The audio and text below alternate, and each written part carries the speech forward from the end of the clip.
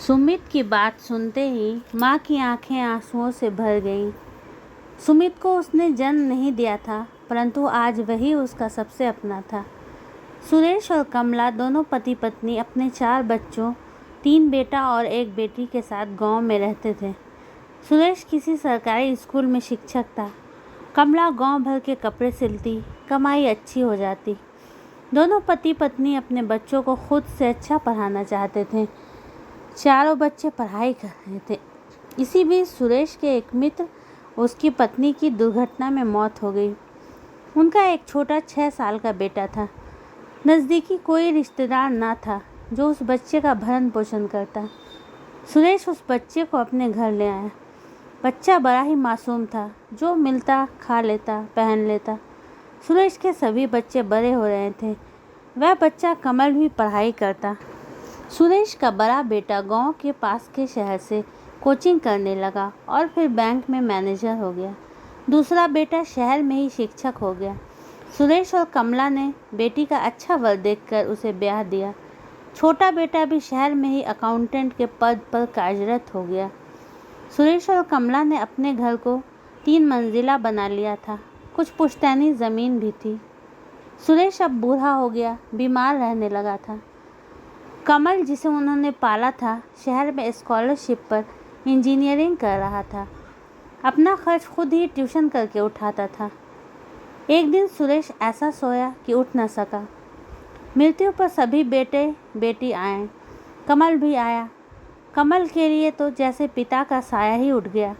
वह कमला को तसल्ली देता, उसका दुख बांटता। 13वीं के बाद सभी बच्चे जाने के लिए तैयार हुए। बड़े बेटे ने कहा, माँ, इस घर और ज़मीन का बंटवारा कर दो। हम तीनों के साथ थोड़े थोड़े दिन रहकर गुजारना। कमला को अपने बेटे की बात सुनकर बहुत दुख हुआ। उसने कहा, बेटा, तुम्हारे पिताजी को गए हुए दिन ही कितने हुए हैं। अभी क्या बंटवारा? अभी तो मैं यहीं रहूँगी। कमला के चुप होते ही दोनों बेटा और बेटी बोल पड़े, माँ, ये संपत्ति का तुम अब क्या करोगी?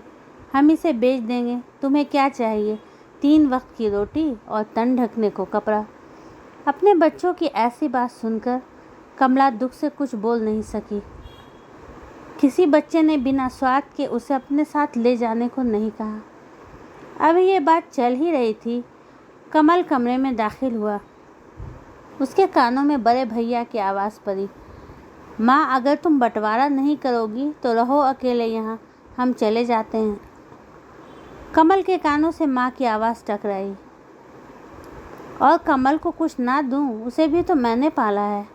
मंझले भैया ने तुनकते हुए कहा, क्यों? उसका संपत्ति पर क्या अधिकार? हमारा अधिकार है। ये बातें कमल के लिए तकलीफदेह थीं। उसने आगे बढ़कर माँ का कंधा थामा और कहा, माँ, मुझे कुछ नहीं चाहिए। मैंने कंपनी में जॉब के लिए एग्ज़ाम दिया था, मेरा सिलेक्शन हो गया है। तो तुम संपत्ति इन लोगों को दे दो। मुझे माँ का प्यार चाहिए। अब तुम मेरे साथ रहोगी माँ।